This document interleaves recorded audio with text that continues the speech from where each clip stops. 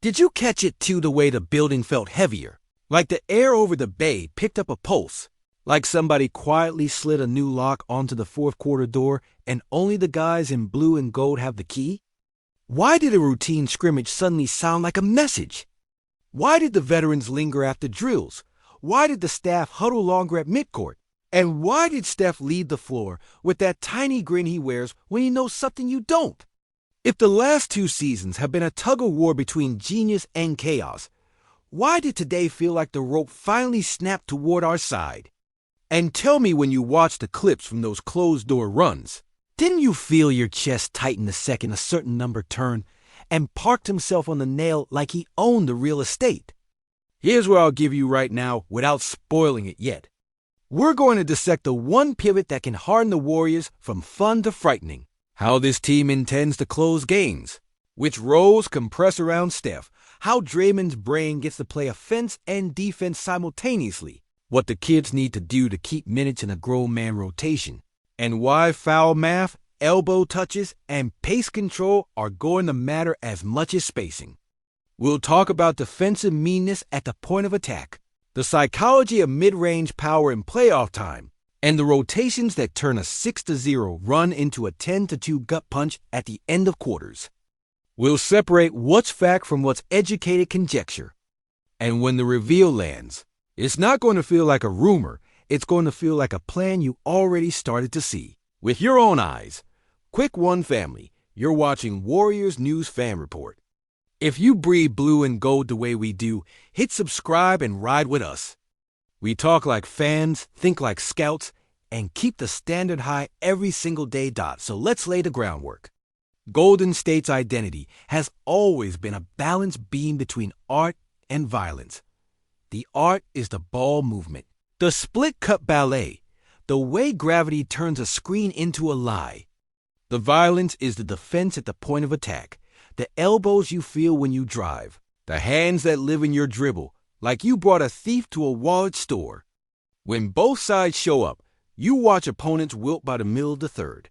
When only the art shows up, you live and die by jumpers and hope your young legs don't blink under blitzes. Last year, too many possessions felt like emergency rooms, Steph doing CPR while everybody else waited for vital signs. That's not strategy. That's survival. And a team with Steph Curry should not be in survival mode. It should be in control. Control starts with the first decision the ball handler has to make and the last decision a defense wants to give up. Think schoolyard rules. Take away what they like, give them what they hate, and turn the clock into your ally. The West is a wing lead now. Big guards and mean forwards write the scripts. To flip the script back, you need a closer who doesn't just hit shots, he forces choices. He slows your heart rate and increases theirs. He turns your scout into a compromise and your compromise into free throws. And for the first time in a long time, the Warriors don't have to imagine that guy. He's here. The jersey already says Golden State. Here's the news. The Warriors are formalizing an endgame identity built on the Curry-Butler two-man truth, with Draymond as the conductor and a stagger that keeps at least one of Steph or Jimmy on the floor in every meaningful stretch. That's the pivot. Not a rumor, not a wish list, an actual basketball plan you can diagram on a whiteboard, and, more importantly, feel in your spine when it's winning time. Fact, Jimmy Butler is a Warrior and he's been in the gym loud and precise. Fact, the staff has been testing overlap windows and end-of-quarter packages that flow from elbow touches instead of bailout isolations. Fact, the vocabulary in practices has tilted from "can we find a bucket?" to "who's paying the tax for guarding these two for 44 minutes? The speculation? How hard they lean into it, how soon it becomes the default, and which 5 finish when the lights get white hot. Why Butler? Why now? Because timelines are real. Steph is still a nightmare, but your best players' gifts deserve built-in relief. Butler is a possession solver less. Give me the ball for 18 dribbles. More, park me at the elbow. Let me see the floor, and I'll make your defense confess.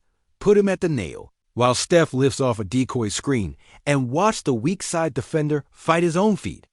If help stays home, Jimmy bumps, pivots, and turns your best stopper into a foul waiting to happen. If help digs, the ball's already out. Draymond short rolls into a 4-on-3. Moody lifts for rhythm. Pods cuts through the face of the defense. And the possession ends with a layup or a corner three that feels like gravity doing push-ups. This isn't theory. It's geometry. Steph's gravity stretches the court horizontally. Butler's seriousness compresses it vertically. Draymond lives in between. Choose your poison. But he's not a volume three-point guy. That's the spreadsheet pushback. The playoff pushback is different. You don't need 5 lasers when one sun is already on the floor. What you need is a grown man hub who doesn't waste dribbles, who gets to the line when refs decide no babies tonight, who takes your bully wing personally and makes your favorite set feel like walking through mud. Butler's value isn't a heat map, it's a heart rate monitor. Go rewatch fourth quarters when he's locked in. The pace slows without stalling. The shots are in rhythm even when they're contested. And the world shrinks for the other team. That's what a closer is. Not just a maker, a minimizer of chaos. On defense, the calculus gets mean. The Warriors have long needed a guard-forward hybrid who can absorb the biggest wing or the nastiest handler without forcing a scramble every time the screen comes. Butler's chest at the point, Draymond's voice behind it, Steph's positioning plus hands, underrated forever. And a second wing who trusts the map, that's the skeleton of a top-tier defense, even when the whistle is weird. You don't need to live on spectacular. You need to live on early. Early calls, early bumps, early digs, early tags. Butler's early is elite. Watch the feet, no panic hops. Just perfect slides and angles that turn your strength hand into your weak hand and your drive into a reset. Add the communication, and the floor tilts from help me to come here. That sound you hear in winning building is not noise. It's instruction. Rotation talk matters because ego lives there and banners demand sacrifices. You don't start or sit people to reward or punish. You allocate responsibility. The emerging blueprint. Stagger Jimmy with Steph so one of them always carries usage gravity and decision gravity, not just shot gravity. Let Draymond glue both groups with his reads. Lean on the kids to do adult things. Moody must defend his position, cut on time, and shoot ready. Podziemski must change tempo without changing plan, hit the next pass, and sneak 6 extra points a night on second side drives. Your vertical spacer must sprint the lane like a threat and catch with strong hands.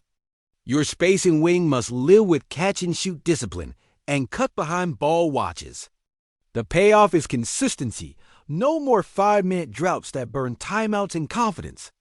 Instead, 2-minute bursts at the end of quarters that decide games in January and series in May. Late game, packages are already being rehearsed. Picture it, dead ball, sideline out.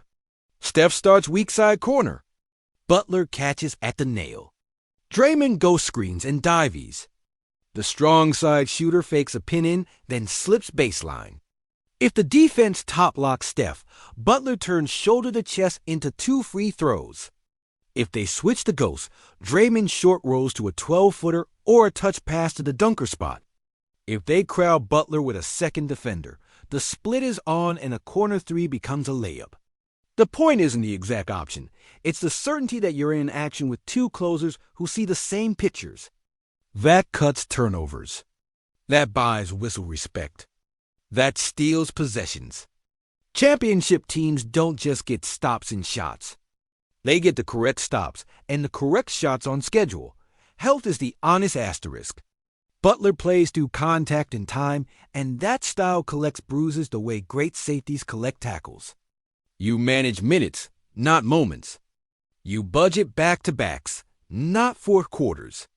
The staff's job is to get him to spring with legs and to May with breath. That means trusting depth on Tuesdays in Memphis and then trusting the adults on a Saturday night on national TV when somebody across from you swears they're tougher.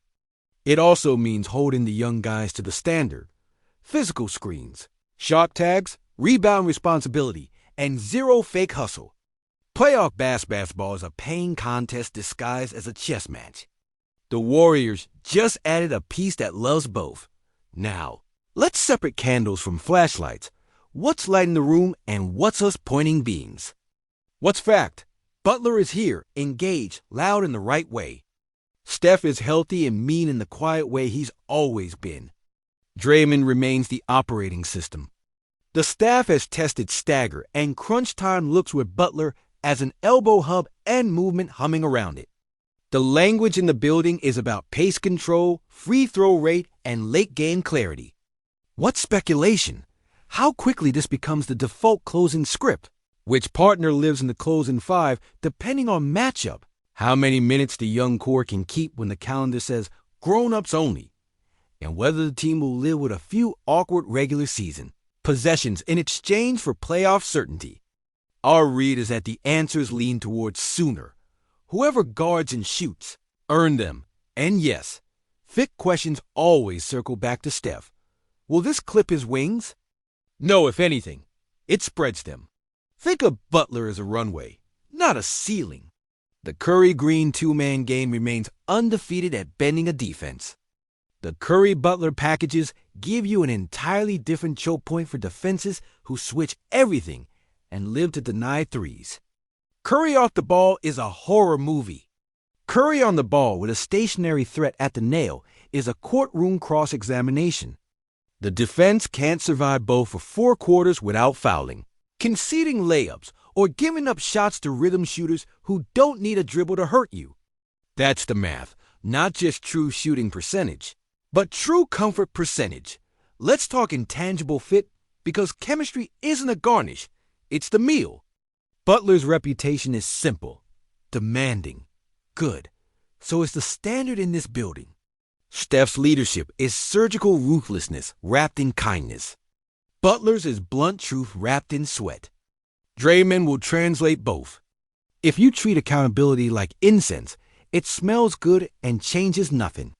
If you treat it like oxygen, it keeps the fire burning and burns off excuses. The kids don't need coddling, they need clarity. Cut harder, screen lower, defend the chest, live with contact, talk early. If you do that, you play. If you don't, you sit. That's not cold. That's championship. Matchups in the West are going to look different now. Against jumbo wings, Butler takes the heat check. Draymond quarterbacks the help.